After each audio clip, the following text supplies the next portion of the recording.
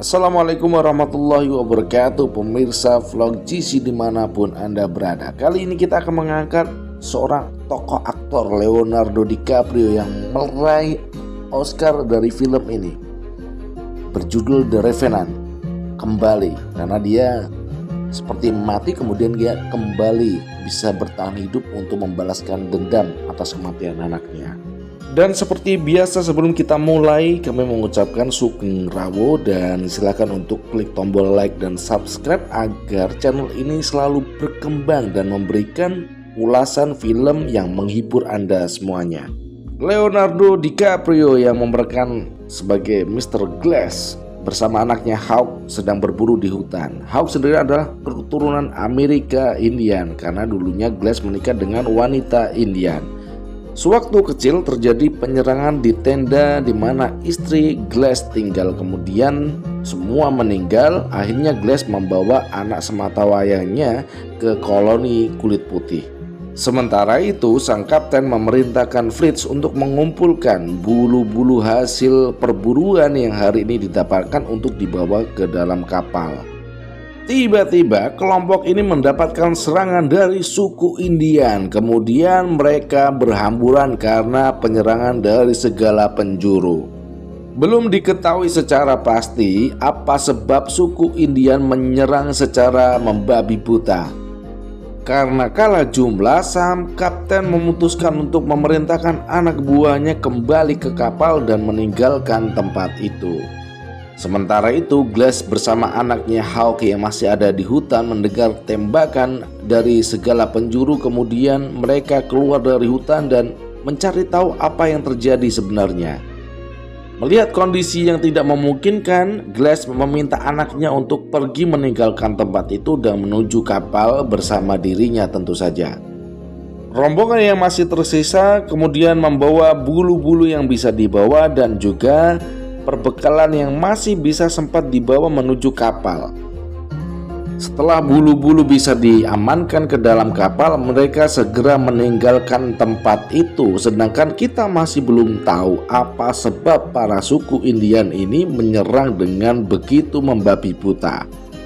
Para Indian pun mencoba untuk mengejar laju kapal. Meski demikian, karena laju kapal lebih cepat dari larinya kuda dan larinya para orang-orang Indian tersebut, akhirnya kelompok yang tersisa pun selamat dari serangan membabi buta dari kelompok suku Indian. Dan setelah kita mencari tahu, ternyata putri dari salah satu ketua sukunya itu dibawa kabur orang. Padahal tidak ada satu wanita pun atau satu gadis yang menjadi tawanan kapten dan juga kawan-kawan. Mereka hanya mencari bulu. Sedangkan para Indian ini akan mengejar kemanapun sang kapten Mr. Glass dan juga kawan-kawan, kemanapun mereka pergi. Mereka mengambil bulu yang tersisa dan akan menjualnya ke orang-orang Perancis. Sementara itu Hawk, sang kapten, Glass dan juga rekan-rekan yang lain menyusuri sungai Missouri. Glass yang Pak Medan ini mengatakan kepada sang kapten mereka harus meninggalkan kapal dan beralih ke jalur darat karena suku Ray mengetahui medan yang mereka lalui dan tentu saja mereka akan bisa mencegat dimanapun mereka berada ketika masih berada di jalur sungai Missouri ini. Sementara itu, Fleets yang tidak menyukai mereka harus menggunakan jalur darat mengatakan ingin tetap berada di perahu. Sedangkan anak buah kapten yang lain bernama Fleets mengatakan ingin tetap berada di kapal, tidak ingin menggunakan jalur darat. Tetapi teman Glass mengatakan Glass lebih paham jalur ini karena Glass sendiri adalah pernah menikah dengan suku Indian, jadi dia paham.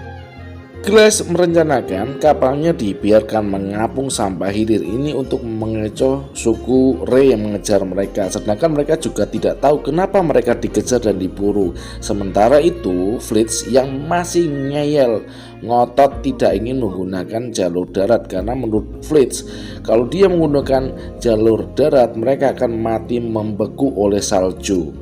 Mereka menyembunyikan hasil kulit-kulit rusa tersebut di tempat yang aman. Kemudian ketika mereka sudah bisa pulang, akan kembali membawa pasukan mengambil kembali hasil buruan. Sedangkan tugas dari Glass adalah mencari rute di mana bisa menjauhi dari pengajaran suku Indian Ray dan juga bisa pulang ke koloni mereka. Kemudian Fritz yang tidak menyukai ide dari Glass untuk menggunakan jalur darat menghindari pengejaran dari suku Indian Ray ini, mencoba untuk memprovokasi Glass dan juga anaknya Hawk. Glass sendiri tidak menghiraukan provokasi yang dilakukan oleh Fritz. Kemudian sang kapten menghardik Fritz untuk bisa bergegas karena takut akan kejaran dari suku Indian, dan ini adalah perintah sang kapten. Perjalanan akhirnya dilanjutkan dan dipimpin oleh Tuan Glass karena dia mengetahui sisi beluk dari tepi sungai hutan Missouri. Glass membiarkan untuk teman-temannya beristirahat, kemudian dia mencari jalan. Tapi tiba-tiba Tuan Glass diserang oleh beruang raksasa. Dia dibanting, kemudian ditindih, dicabik-cabik punggung, lehernya, serta tangannya. Sewaktu ada kesempatan, dia menusuk beruang besar tersebut. Akhirnya mereka berdua terpelanting ke dalam jurang. Setelah itu mereka masuk ke dalam jurang, tapi naasnya Tuan Glass pun ditindih oleh beruang besar yang sudah mati. Sampai akhirnya teman-teman mereka datang dan menolong Tuan Glass dengan keadaan yang sangat mengenaskan. Kapten yang pernah belajar di kedokteran kemudian menjahit seluruh luka yang dialami oleh Glass, baik itu di punggung dan juga leher. Sementara itu, suku Ray menemui koloni pasukan Prancis yang ada di hutan untuk menukar bulu dan juga dengan senapan serta kuda yang mereka punya. Di sisi yang lain, kapten dan juga rombongan melakukan perjalanan dengan memanggul Tuan Glass di atas tandu. Mereka menyusuri sungai, menaiki gunung yang bersalju, sampai akhirnya mereka semua tidak kuat menahan tubuh dari Tuan Glass. Saking putus asanya, sang kapten menodongkan pistol ke arah Tuan Glass. Tetapi akhirnya, kapten menawarkan kepada siapapun di antara rombongan yang mau untuk menjaga Tuan Glass sampai meski pada akhirnya Tuan Glass meninggal dan Tuan Glass harus dikubur secara layak, akan diberikan imbalan sekitar $70 dari sang kapten. Itu adalah bonus dari pekerjaan mereka mengumpulkan bulu-bulu rosa. Tuan Glass yang sekarat dan berada di ambang kematian, pada malam harinya Hawk menjaga ayahnya semalaman ketika ayahnya bermimpi. Meski pada akhirnya sang jahat Fleet sudah merencanakan sesuatu. Fleet menyuruh Bridger untuk mencari air di sungai, sementara dia berencana untuk membunuh Tuan Glass dengan membungkam mulutnya agar dia tidak bisa bernafas. Mulut dan hidung Tuan Glass dibungkam menggunakan kain sehingga Tuan Glass pun yang sudah kesakitan ditambah rasa sakit ini hingga dia menjadi halusinasi. Hawk yang mengetahui ini kemudian berteriak meminta tolong kepada Brig yang ada di sungai, tapi dia tidak bisa mendengar, malah Fleet menusuk dia dengan belati sehingga menyebabkan si Hawk meninggal. Ayah yang melihat itu tidak bisa melakukan apa-apa, bahkan Fleet jahat menyeret tubuh si kecil Hawk ke dalam semak-semak. Fleet jahat membohongi Bridger bahwasanya ada suku Ray yang akan menuju ke sini sehingga dia harus mengubur hidup-hidup Tuan Glass dengan sangat-sangat tidak manusiawi. Ini dilakukan oleh si jahat Fleet. Bridger pun sampai menangis, bahkan ketika Bridger hendak pergi, dia memberikan kepada Tuan Glass. Sementara itu, sang kapten bersama rombongan menuju koloni di mana mereka berasal. Tuan Glass seolah-olah memiliki nyawa berlapis-lapis. Bahkan saat ini dia mencoba bangkit dari kuburan di mana dia dikubur hidup-hidup oleh si jahat Fleet, dan dia mencoba merangkak keluar dari kuburan. Sembari menahan rasa sakit, dia merangkak mencari tubuh anaknya Hawk setelah diseret oleh Fleet. Tuan Glass kemudian mencari di mana tubuh anaknya yang diseret oleh si jahat Fritz. Betapa sedihnya Tuan Glass mendapatkan anaknya sudah dingin, mati, terbujur kaku. Kemudian dia memeluknya. Bridger yang mengetahui bahwasannya Fleet telah berbohong kepadanya tentang suku Ray yang mendatangi mereka itu ternyata omong kosong, dan akhirnya dia menodongkan senjata kepada Fleet. Bridger yang memang masih muda malah sekarang terintimidasi oleh Fleet dan harus mengikuti apa yang dikatakan oleh Fleet. Dengan kondisi saat ini, Tuan Glass mencoba merangkak kembali menuju tandu di mana barang-barangnya masih ada dan mencoba mengejar kemana perginya Fleet. Saking laparnya, Glass memakan sumsum dari bangkai hewan yang mati di sekitarnya. Setelah Glass pergi dengan cara merangkak, datanglah suku Indian Ray bersama ketua suku. Mereka mencium bahwasanya koloni kulit putih telah berada di sana dan segera mungkin mereka mengejar dan mendapatkan anak putrinya yang diculik oleh mereka. Glass yang berjalan merangkak menghindari kejaran suku Ray dan juga mengejar Fleet jahat yang bersama Bridger. Dia tiba-tiba mendapatkan di bawahnya ada jurang sungai yang mengalir di sana, sungai Missouri, dan kemudian dia menuju ke bawah agar dia bisa mendapatkan minum dan juga makan. Kemudian Glass memasukkan air ke dalam botol yang ditinggalkan oleh Bridger dan segera mungkin menghangatkan tubuhnya menggunakan rumput kering yang ada di sekitar sungai tersebut. Setelah berhasil menghidupkan api dengan alat seadanya, dia memakan tumbuhan apa saja yang ada di sana untuk mengganjal perutnya. Kemudian dia menulis nama Flicker di atas batu agar dia termotivasi membalaskan dendam kepada orang yang telah membunuh anaknya. Tiba-tiba dia melihat sekumpulan suku Ray yang tepat berada di depannya mengejar koloni kulit putih. Glass mundur ke belakang, tapi tiba-tiba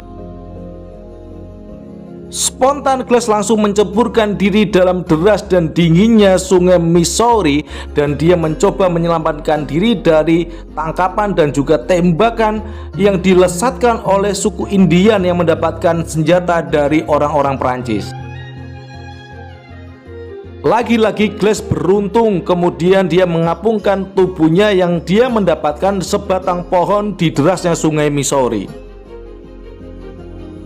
Masih di tepi sungai Missouri, dia kemudian membuat api unggun dengan alat seadanya. Karena perutnya yang lapar dan kedinginan, dia membuat perangkap ikan seadanya dari batu-batu yang dia tumpuk di pinggir sungai dan dia mendapatkan seekor ikan. Satu ekor ikan tentu saja belum cukup bagi Glass yang merasakan sakit dan juga kedinginan serta kelaparan. Kemudian tiba-tiba dia melihat serigala yang berburu banteng. Kemudian dia menunggu pada malam hari berharap ada daging dari banteng yang tersisa. Setelah malam tiba, dia mencoba mendekat. Betapa terkejutnya, ada api unggun. Kemudian karena lapar dia terpaksa mendekatinya.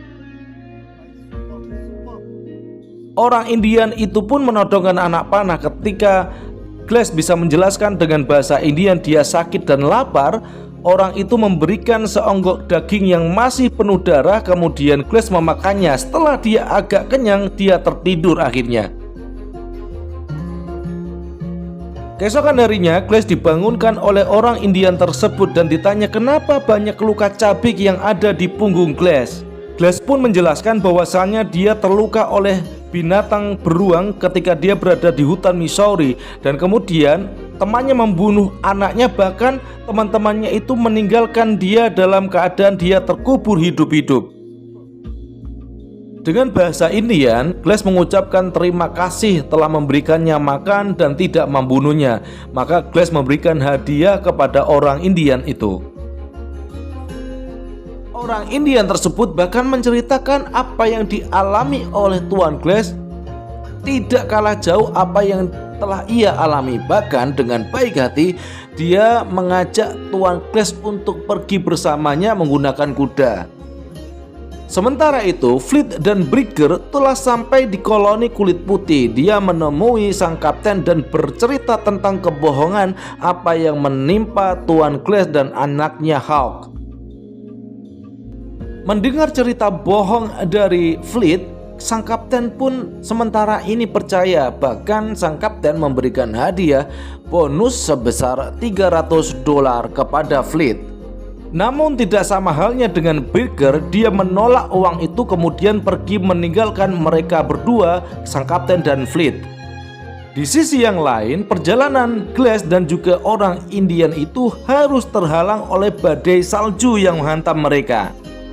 Orang Indian juga membuat sebuah gubuk untuk mereka berdua, bahkan mengobati luka dari Glass di sekitar punggung dan juga leher. Keesokan harinya, Glass pun tersadar dari pingsan dan mendapatinya dia sudah ditinggalkan oleh orang Indian. Saat Glass melanjutkan perjalanan, dia kaget bahwasanya orang yang telah menolongnya digantung di atas pohon. Sementara itu, dengan rasa kepo, Glass mengendap-endap siapakah gerangan mereka yang telah melakukan perbuatan keji itu. Ternyata itu dilakukan oleh koloni orang Prancis yang sama-sama melakukan perburuan bulu sama seperti koloni Tuan Glass. Glass melihat kuda orang Indian yang menolongnya dan juga ada seorang wanita yang sedang ditahan oleh koloni orang Prancis. Setelah mereka mabuk di malam hari, ketua dari koloni Prancis itu memperkaos wanita Indian yang menjadi tahanannya. Karena sedang enak-enak, maka kesempatan Glass untuk bisa kabur membawa kuda dan menyelamatkan gadis Indian yang diperkaos itu. Setelah berhasil lolos, Glass meninggalkan wanita Indian itu di tepi sungai Missouri. Kemudian Glass melanjutkan perjalanan menaiki kuda menuju kamp koloninya dia berasal dan bertemu kapten dan juga membalaskan dendamnya. Lagi enak-enaknya tidur, Glass dikejutkan dengan kedatangan suku Ray yang tentu saja mengejar dia. Karena panik dan juga rasa takut, dia malah menjatuhkan dirinya ke dalam jurang yang membuatnya pingsan langsung seketika itu. Ketika Glass tersadar, dia sadar bahwasanya badai salju telah datang. Kemudian dia merobek perut kuda yang sudah mati dan bermaksud untuk sembunyi di dalamnya dan menghangatkan diri dari serangan badai salju. Setelah badai salju berakhir, kemudian Glass melanjutkan perjalanan mencari ataupun memburu Fleet, atau juga dia ingin menemui sang kapten di koloninya dia berasal. Saat malam tiba, dia mencari tempat untuk beristirahat. Di tempat kamp koloni orang Amerika, datanglah seorang Perancis yang meminta pertolongan karena kedinginan dan juga kelaparan. Di koloni orang Amerika, sesuatu itu pasti ada harganya. Untuk makan pun dia harus menyerahkan barang-barangnya. Orang Perancis itu pun menyerahkan barang-barang yang ada di dalam bajunya. Tapi tiba-tiba Bridger melihat botol yang ditinggalkannya untuk Tuan Glass. Fleet yang melihat keadaan itu seketika merasa panik dengan apa yang telah terjadi. Mendengar cerita orang Perancis tersebut, kapten dan anak-anak buahnya bergegas menaiki kuda menggunakan obor masuk ke dalam hutan dan mencari di mana keberadaan Hawk berada. Tapi tiba-tiba yang muncul adalah Tuan Glass yang amazing masih hidup berada di depan mereka. Setibanya di camp, kemudian kapten mencari keberadaan Fleet yang sudah kabur. Bahkan kapten mengecek berangkas di mana uang-uangnya juga sudah raib dibawa Fleet kabur. Glass yang sudah sadar akhirnya berbicara kepada sang kapten dan ingin mengejar ataupun memburu di mana keberadaan Fleet yang telah kabur meninggalkan camp ini. Ketika mereka berpisah, sang kapten pun akhirnya bertemu dengan Fleet yang sembunyi di atas bukit. Dan tiba-tiba begitu mendengar suara tembakan, langsung saja Glass kemudian menuju dari mana suara arah tembakan. Tiba-tiba dia terkejut, sang kapten sudah tergeletak mati tak bernyawa dan itu pasti ulah Fleet. Melihat Fleet yang busuk dan juga licik, akhirnya Glass pun membuat sebuah rencana yang jenius. Fleet pun akhirnya dibodohi oleh Glass, kemudian dia merasa menembak Glass yang sudah ada di atas kuda. Melihat dia sudah di atas angin, Fleet pun akhirnya memutuskan untuk turun dari bukit dan mengecek keadaan Glass. Setelah dia turun kemudian mendekati mayat itu, yang dia lihat adalah mayat kapten. Tiba-tiba Glass berhasil menembak lengan kiri dari Fleet. Kemudian Fleet mencoba kabur berlari ke arah hutan. Terjadi aksi kejar-kejaran antara Glass dan juga Fleet. Saat Fleet berlari, tiba-tiba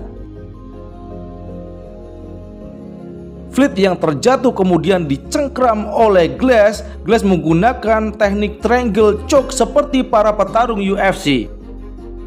Bahkan Fleet dapat membalikan keadaan, membanting Glass yang sedang lengah. Tapi tiba-tiba Glass berhasil menusuk Fleet dan kemudian menceburkannya ke dalam sungai. Sementara itu datanglah rombongan ketua dan juga anak buah suku Ray, yang kemudian dia melihat Fleet di sana, langsung aja dia mengok. Benar saja, sekali ngok oleh ketua suku Ray, Fleet pun akhirnya mati seketika itu. Dan tentu saja cerita ini berakhir. Review film The Revenant, kita akan berjumpa kembali pada review film yang akan datang. Jangan lupa untuk selalu dukung kita dengan cara klik tombol like dan subscribe agar channel ini selalu berkembang dan memberikan hiburan untuk Anda semuanya. Bye bye.